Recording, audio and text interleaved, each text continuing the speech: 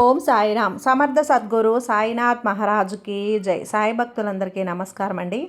మన బాబాగారి దయ వల్ల మనందరం బాగుండాలి, సంతోషంగా ఉండాలి అని చెప్పి మనస్ఫూర్తిగా కోరుకుంటూ ఈ రోజుటి వీడియో స్టార్ట్ చేస్తున్నాను ఫ్రెండ్స్. ఇక ఈరోజు వీడియోలో మనం చూడబోయేది ఏంటి అంటే, చూడగానే నా చెయ్యిని తాకమ్మ, ఈ శుభదినాన నీ జీవితంలో ఇప్పటి వరకు కూడా నువ్వు ఊహించని విధంగా ఒక పెద్ద మార్పు రాబోతుంది. ఈరోజు నీ అదృష్టం తలుపులు తట్టబోతున్నాయి. ఎన్నాళ్ళగానో ఎదురు చూస్తున్నటువంటి ఆర్థిక సమస్యలకు పరిష్కారం తప్పకుండా దొరుకుతుంది. నీ కష్టం, నీ కన్నీళ్ళు, నీ సహనం, నీ ఫలితం ఇచ్చే సమయం ఇప్పుడు వచ్చేసింది. నువ్వు పడిన ప్రతి కష్టం నాకు తెలుసు. నీ మనసులో ఉన్న ప్రతి కోరిక నాకు తెలుసు. నీ ప్రతి ఒక్క బాధ నాకు వినిపిస్తుందమ్మా. అందుకే ఈరోజు నీకు నా ఆశీర్వాదంగా ఊహించినటువంటి ధనం నీ వైపు వస్తుంది. ఇది కేవలం డబ్బు కాదు, నీ జీవితాన్ని మార్చే ఒక కొత్త ఆరంభం. నీ చేతిని తాకి ఆ ఆశీర్వాదాన్ని స్వీకరించు. నమ్మకంతో ముందుకు నడువు. నీ దారిలో ఉన్న అడ్డంకులు ఒక్కొక్కటిగా తొలగిపోతాయి. ఈ బాబా నీ కోసం తెచ్చిన ఈ సందేశాన్ని తప్పకుండా వినిబిడ్డా అని చెప్పి బాబాగారైతే మన కోసం ఒక మంచి సందేశాన్ని తీసుకొచ్చేసారండి.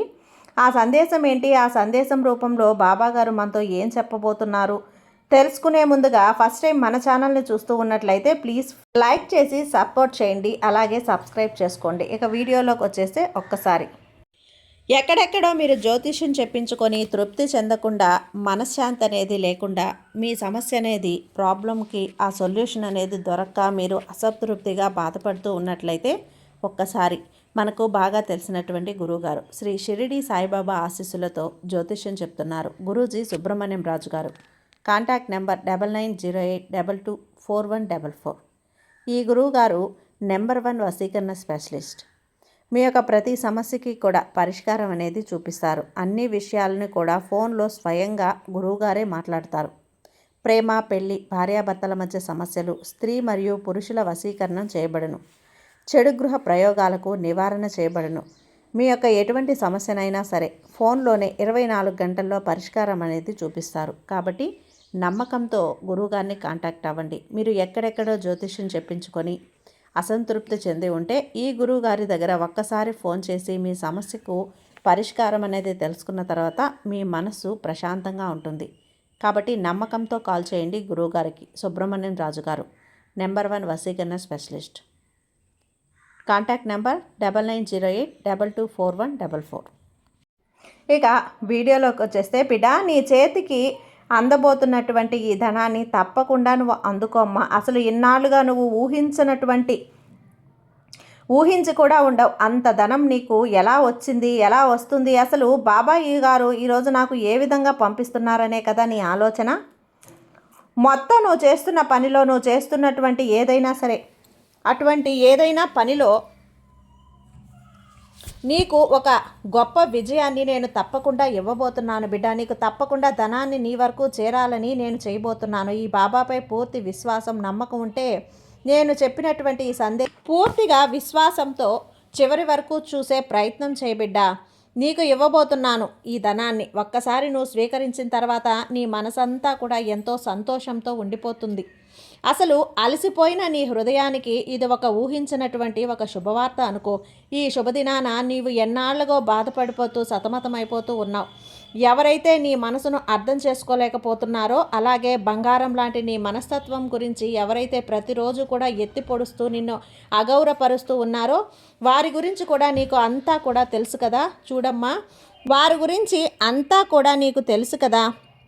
మరి నిన్ను ఇలా చూడలేక నా గుండె తరుక్కుపోతుంది. ప్రతిరోజు ఈ సాయిని ప్రార్థించే నీ చేతులు ఈ సాయికి బోలెడన్న కబుర్లు చెప్తూ గలగలా మాట్లాడే నీ పలుకును, నీ ఆనందం, నీ మొహం చాలా రోజుల నుంచి కనుమరుగైపోయింది. సంతోషమైన, బాధైనా అంతా నాతోనే పంచుకుంటూ ఉంటావు కదా.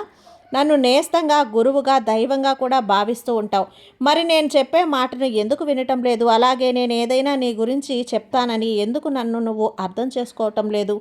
అది కూడా నీ జీవితం పట్ల నాకున్నటువంటి బాధ్యతతో అంతా లోనై, అంతా నేనే ఉన్నాను చూసుకుంటూ నిన్ను జాగ్రత్తగా నడిపిస్తూ ఉన్నాను. నీ జీవితంలో తప్పులు ఏ మానవుడైనా చేస్తాడు, అది మానవ సహజం. తప్పు చేయటం తాదు తల్లి. తప్పు చేసినటువంటి వారు ఈ లోకంలో ఎవ్వరూ ఉండరు. కానీ చేసిన తప్పును ఒప్పుకొని మన్నించి నీ ఇష్టదైవం వద్ద నువ్వు మనస్ఫూర్తిగా ప్రార్థన చేసుకుంటావు కదా.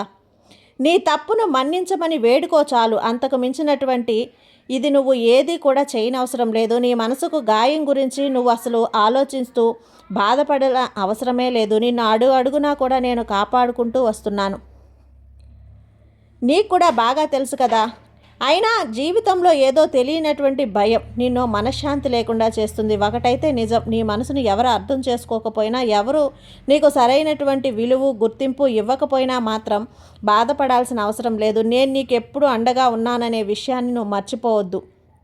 అవసరం లేదు తల్లి, నీకు ఎలాంటి హాని కలగదు. ఎందుకంటే నీ బాబా ఎప్పుడు నీతో ఉంటాను. నేను బాధ్యతగా నిన్ను ఎప్పుడు కూడా నేను చూసుకుంటున్నాను. మరి ఇంతదాకా నేను చూసుకుంటున్నప్పుడు ఎందుకు నీకు అంత భయం? ఎప్పుడూ కూడా అలా దిగులు పడుతూ ఉంటే ఎలా చెప్పు? నువ్వు చేస్తున్న పనిని మనస్ఫూర్తిగా చేసుకోవాలి కదా. పనులన్నీ ఆపేసి అలా దిగులుగా కూర్చొని ఉంటే మనకు అన్నం అంటే అన్నం తినడానికి కానీ మనం కనీసం డబ్బులుండాలి. ఈరోజు గడపడానికి పూట గడవడానికైనా మన దగ్గర డబ్బులుండాలి కదా. అలా కేవలం నువ్వు దిగులుగా కూర్చొని మానసికంగా బాధపడుతూ ఉండడం వల్ల ఎలాంటి లాభం లేదు. ఆ పనిని పూర్తి చేసుకో. ఆ పని నుంచి నువ్వు వచ్చేటువంటి ధనాన్ని నీకు నేను రెట్టింపు అయ్యేలా చేస్తాను. ఈ విధంగా నీకు అధిక మొత్తంలో ఎక్కువ ధనాన్ని తప్పకుండా ఇస్తాను. నువ్వు అడిగినవన్నీ కూడా నేను ఇవ్వలేకపోవచ్చు, కానీ కొన్ని సందర్భాలలో అవి ఇవ్వలేనటువంటి పరిస్థితి కూడా రావచ్చు. కొన్ని నీకు వచ్చినటువంటి కష్టాలను సమస్యలను తొలగించలేకపోవచ్చు. ఇవన్నీ కూడా అనుభవించిన వాటిని నువ్వు పూర్తిగా అనుభవిస్తేనే కదా నీ కర్మ నుండి నువ్వు బయటపడగలుగుతావు. కాబట్టి ఇన్ని రోజులు నీ పట్ల కాస్త ఆలస్యంగా ప్రవర్తించాను. కాబట్టి అడిగినవన్నీ కూడా నీకు ఇవ్వలేను, కానీ నాపై కోపం పెంచుకోవద్దు తల్లి. న్యాయమేనా చెప్పు? నన్ను నిందించడం న్యాయమేనా? కొంచెం ఆలోచన చెయ్యి. ఎందుకు బాబా ఆలస్యం చేస్తున్నారు అని నీ మొరను నేను ఎందుకు వినను చెప్పు? నీ వెంట రాని వాటి కోసం నువ్వు ఎన్ని పరుగులు తీసినా కూడా వ్యర్థమే. నేను చెప్పేటువంటివన్నీ కూడా అచంచలమైనటువంటి విపరీతమైనటువంటి ధోరణిలో ఎక్కువగా ఆలోచన విధానాన్ని పెంచుకుంటూ వస్తున్నారు. కోప్పడుతున్నారు, కుటుంబంపై కోపాన్ని ప్రదర్శిస్తున్నారు. అసలు మన కుటుంబంపై కోపాన్ని ఎందుకు ప్రదర్శించాలి? ఆ కుటుంబం కేవలం మనల్ని నమ్ముకొని జీవిస్తుందనే విషయాన్ని మీరు మర్చిపోతున్నారు.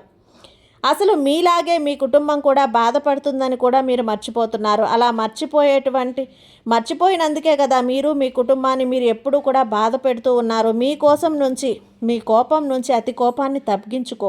అతి కోపం కొన్ని అనర్థాలకు దారి తీస్తుంది అని అంటారు కదా. ముందుగా నువ్వు ఆ అతి కోపాన్ని తగ్గించుకుంటే ఏ పనినైనా నువ్వు సాధించగలుగుతావు. అందులో విజయాన్ని పొందగలుగుతావు. వాటి నుంచి వచ్చినటువంటి డబ్బును ఆస్వాదించగలవు.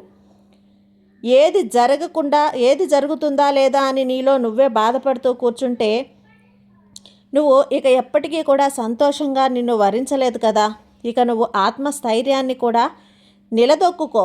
అందుకే చెప్తూ ఉంటాను, దేనినైనా కానీ ఆశను పెంచుకోవాలి, ఎక్కువగా నిరాశను పొందకూడదు. ఏదైనా వస్తువైనా లేదా నువ్వు చేసేటువంటి పనైనా సరే ఆశగా చేయాలి, కానీ మనకు విజయం వరించాలి అనేటువంటి మక్కువతోనో ఎదురు చూడాలి. అంతే తప్ప అందులో నేను అపజయం పాలైపోతానేమో అని నాకు అస్సలు సెట్ అవ్వదేమో, అది నాకు సరిపోదేమో ఇక ఆలోచించి కూర్చుంటే ఇక్కడే ఎక్కడైతే ఆగిపోతావు తల్లి. అప్పుడే నీకు ఒక కదలనటువంటి ఒక పరిస్థితిగా ఉండిపోతుంది. అది నీ బలహీనత అయిపోతుంది కాదు కదా. నువ్వు ఆలోచనలో మునిగి ఉంటావు. కేవలం బలవంతులు మాత్రమే జరగబోయే వాటి గురించి పట్టించుకోకుండా ఏది జరిగినా సరే మన మంచి కోసమే, మన జీవితంలో అది మన మంచి కోసమే అని చెప్పి, చెడైతే మన మంచి కోసమే, మన అదృష్టంగా మారుతుంది అని చెప్పి చాలా చాలా సున్నితంగా మనకు మనం నచ్చజెప్పుకోవటానికి ప్రయత్నిస్తూ ఉంటాం. అలా ఉండకుండా ఏది మొదలు పెట్టకుండా ముందు నుండే కూడా నువ్వు ఇలా నిరాశగా కూర్చుంటే ఎలా చెప్పు? నేను ఇలా చూస్తూ ఉండలేకపోతున్నానమ్మా. ప్రతి ఒక్కటి కూడా తమ సొంత కథ ఒకటి ఉంటుంది ఇతరుల గురించి. అలాగే బలహీనమైనటువంటి క్షణాల గురించి, బలహీనమైనటువంటి రోజుల గురించి, గతం గురించి పూర్తిగా ఆలోచించడం ఎప్పుడైతే మనం మానేస్తామో అప్పుడే మనం రేపటి నుంచి జీవితంలో రాబోయేటువంటి మంచి రోజులకు స్వాగతం అనేది పలికేందుకు సిద్ధంగా కూడా ఉన్నట్లు నీకు మనసుకు తప్పకుండా గాయం చేశారని కొంతమంది మనుషులను దూరం చేసుకున్నావు. అలా ఇంకొంతమంది మనుషులను దూరం చేసుకోవటం వల్ల ఇప్పుడు నీకున్నటువంటి సమస్య పరిష్కారం దానికి తగినటువంటి పరిష్కారం నీకు లభించిందా? లేదు కదా. ఎటువంటి పరిస్థితుల్లోనైనా సరే మనకు కఠినంగా మాట్లాడే వాళ్ళు మాట్లాడాల్సి వచ్చినా కూడా అర్థం చేసుకోగలగాలి. మాకు 99 మంది 100కి 99 మంది 99 మంది సమస్యలు వీటి వల్లే తీరిపోయినట్లుగా భావించాలి. వారు అసలు మన పట్ల ఎందుకు మాట్లాడుతున్నానో మనం అర్థం చేసుకోవాలి.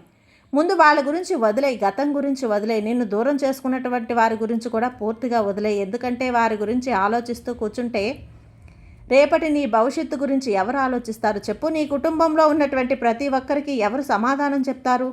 వారు ఎంతో కష్టించి ఎంతో మంచిగా అభివృద్ధి చేపట్టారని నీ స్థాయికి వచ్చినారు అని చెప్పి నువ్వు ఇలా నిరాశతో కూరుకుపోయి ఎప్పుడు కూడా వారు చూస్తూ ఉండనీక లేనిపోని కోపాన్ని కూడా నీ ఇంట్లో వారిపై నువ్వు ప్రదర్శిస్తూ వస్తున్నా కూడా దేనికోసమైతే అలా ఇంకొంతమందిని నువ్వు నమ్మి మోసపోయి చివరకు అదంతా కూడా కేవలం నీ కుటుంబంలో ఉన్నటువంటి వారిపై చూపించడం అసలు మంచి పని కానే కాదు. నీ మనసుకు గాయం చేసిన వారిని దూరం చేసుకున్నావు కదా, ఇక వాళ్ళు కూడా దూరం అయిపోతారు. అంతటితో పరిష్కారం కూడా అయిపోతుందని అనుకో. అంతటితో వారిని నీకు ఉన్నటువంటి బంధం కూడా తెగిపోయింది అనుకో. లేదా నీ జీవితంలో వారితో నీకు మరలా ముడిపడి ఉంటే తప్పకుండా ఏదో ఒక రోజు నీకు ఒక దగ్గర అవుతారని అనుకో. అంతే తప్ప అలా జరిగిపోయిన వాటి గతం గురించి తలుచుకుంటూ రేపటి భవిష్యత్తు గురించి నువ్వు వ్యర్థం చేసుకోవద్దు బిడ్డ. అసలు గతం గురించి ఎక్కువగా ఆలోచించొద్దని నీకు చెప్పాను కదా. ఎందుకంటే గతం గతహ అని అనుకోవాలి.